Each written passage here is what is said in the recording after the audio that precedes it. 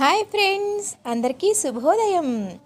చిరిగిన చొక్కా అయినా తొడుక్కో కానీ ఒక మంచి పుస్తకం కొనుక్కో. అంతర్జాతీయ బాలల పుస్తక దినోత్సవం. చరిత్రలో ఏప్రిల్ 2 నాటి విశేషాలను తెలుసుకుందాం. సినీ నటుడు అజయ్ దేవగన్ గారు జన్మించారు.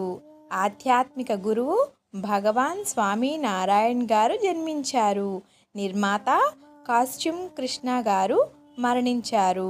సంగీత దర్శకుడు కొచ్చర్ల కోట్ల సత్యనారాయణ గారు జన్మించారు.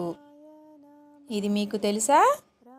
తెల్లవారుజామున 3 గంటల నుంచి 4 గంటల మధ్యలో మనిషి శరీరం చాలా బలహీనంగా ఉంటుందంట. నిద్రలో ఎక్కువ మంది చనిపోయే సమయం కూడా ఇదేనంట.